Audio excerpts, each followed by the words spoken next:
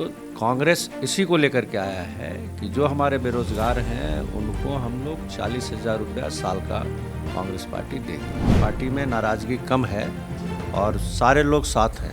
मैं तो बेलरानीपुर में हूँ, पूरी पार्टी एकजुट होकर के राजवीर जी को विजयी बनाने में लगा है। और नमस्कार, आप देख रहे हैं देशहित न्यूज और मैं हूँ आपके साथ आफरीन बानो। इस वक्त हम राजवीर सिंह चौहान के कार्यालय में मौजूद हैं और आपको जैसे कि पता ही है कि विधानसभा चुनाव 2022 का चुनाव शुरू होने वाला है। ऐसे में सभी राजनीतिक दल अपने वोटरों को लुभाने की जी तोड़ कोशिश में जुट चुके हैं। हमारे साथ मौजूद हैं अशोक सिंह जो कि ऑल इंडिया कांग्रेस कमेटी के कोऑर्डिनेटर हैं, महेश प्रताप सिंह राणा कांग्रेस नगर पालिका प्रत्याशी और कैलाश प्रधान जी जो कि इलेक्शन एजेंट के चीफ हैं। आज हम इनसे बातचीत करेंगे और करेंगे चुनावी मुद्दों पर चर्चा। नमस्कार सर, आपका स्वागत है देशहित न्यूज में। सबसे पहला सवाल मेरा आपसे है कि ये बताएं कि इस बार जो कांग्रेस पार्टी है वो किन मुद्दों को लेकर जनता के बीच उतर रही है और आपके मेन मुद्दे क्या क्या हैं? आज के दिन में जो जनता का मेन मुद्दा है वो है महंगाई। महंगाई अपने चरम पे है। आप देख रहे हो कि गैस का सिलेंडर जो सबसे ज़रूरी है खाना बनाने के लिए 1,000 रुपया पहुंच चुका है। सरसों का तेल आप देख लो 200 रुपया से ऊपर किलो चल रहा है। खाने पीने की जितनी वस्तुएं हैं सारी की सारी महंगी हो गई। कोरोना काल में लोगों को आय का स्रोत खत्म हो गया। उत्तराखंड में खास करके अगर हम देखते हैं तो पहाड़ी क्षेत्रों में कोई रोज़गार नहीं है। सारे नौजवान हमारे युवा जो है बेरोज़गार बैठे हैं, लेकिन सरकार के तरफ से उनको किसी भी प्रकार की सहायता नहीं मिल रही। तो कांग्रेस इसी को लेकर के आया है कि जो हमारे बेरोज़गार हैं उनको हम लोग 40,000 रुपया साल का कांग्रेस पार्टी देगी। इसके अलावा ये तो बहुत बड़ी बातें जो बताई गई, जो कि हम देख ही रहे हैं आजकल अखबारों में, पत्रिकाओं में ये सब चीज़ें चल के आ रही हैं कि गैस सिलेंडर पे की कीमतें कम होंगी। अच्छा, मेरा आपसे दूसरा सवाल ये है कि कांग्रेस पार्टी जो कि इनके अंतर कलेश होते हैं ना, ये इस पे विराम कब लगेगा? देखिए, ये सभी पार्टियों में है, कांग्रेस पार्टी में नहीं है, सभी पार्टियों में है। एक को टिकट मिलता है तो बाकी लोग थोड़े नाराज़ होते हैं, लेकिन हमारे पार्टी में नाराज़गी कम है और सारे लोग साथ हैं। मैं तो बेलरानीपुर में हूँ, यहाँ पे 10 लोग टिकट मांग रहे थे। राजवीर जी को टिकट मिला है और सारे लोग लगे हुए हैं। मेरे बगल में बैठे हैं महेश जी राणा, ये भी टिकट मांग रहे थे, लेकिन आज देखिए खुल करके पार्टी के समर्थन में है।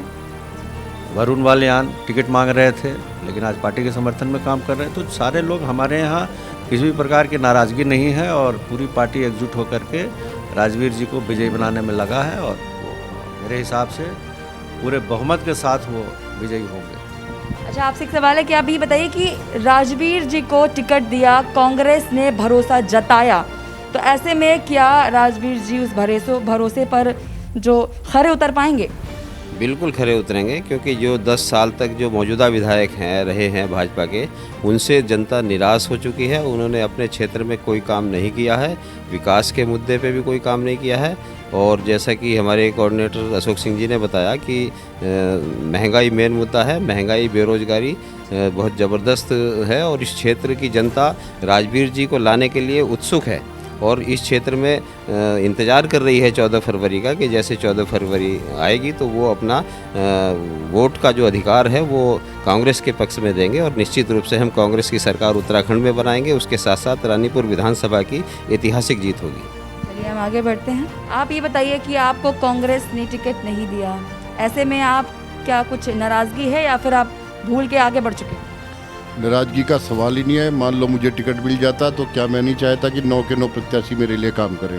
तो इसमें नाराजगी का कोई सवाल नहीं है। जो पार्टी ने जिस आंकड़े से लगाया है, शायद उस आंकड़े में मेरी कोई कमी रह गई होगी, आगे उस कमी को पूरा किया जाएगा। अच्छा, चलिए ठीक है। तो इसके आप पूरे तरीके से सपोर्ट कर रहे हैं राजवीर जी को, समर्थन में हैं आप? 200% आप ये मान के चले कि राजवीर ही महेश प्रताप राणा है और महेश प्रताप राणा ही राजवीर सिंह है। इस तरह चुनाव लड़ा जा रहा है। ये तो बहुत बड़ी बात बता दी आपने। अच्छा, ये बताइए कि राजवीर सिंह चौहान जी के सामने इस बार चुनौती के रूप में क्या है?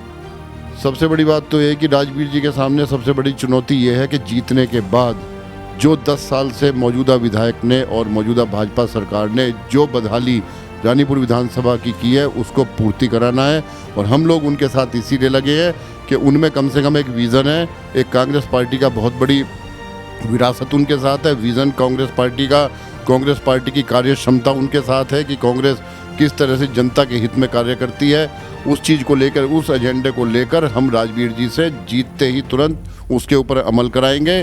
जो हमारी क्षेत्र की मूल समस्या है, सबसे बड़ी समस्या बेरोजगारी, युवा इतना है और हमारे पास सबसे ज़्यादा बड़ा संसाधन जो सिडकुल है उसके अंदर 5 लाख वर्कर की कैपेसिटी और मात्र 2 लाख काम कर रहे हैं। और उसमें भी सबसे बड़ा हमारा ज़रूरी है कि स्थानीय हमारे जो वो है क्या बोलते हैं, स्थानीय जो युवा हैं उनको रोजगार मिलना चाहिए। उसके लिए हम सबसे पहले काम करेंगे। उसके बाद जिन कॉलोनियों को विधायक मौजूदा अवैध कहता है उनके अंदर सड़क नालियों का काम किया जाएगा। जो क्षेत्रीय लोकल समस्याएं उनको दूर किया जाएगा।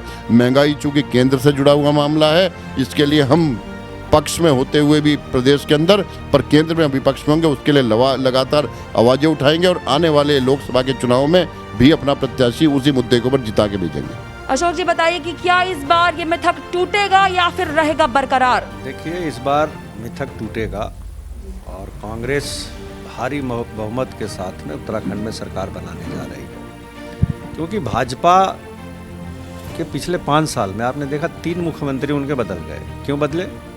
क्योंकि वो काम नहीं कर पा रहे थे, तो चेहरा बदल के वो वोट मांगने की कोशिश कर रहे हैं। लेकिन ऐसे में हमने देखा कि शिलान्यास पे शिलान्यास कराए गए, कई दौरे करे गए, उन्होंने बोला विकास की बयार बही है उत्तराखंड में। इस पे आप क्या कहेंगे?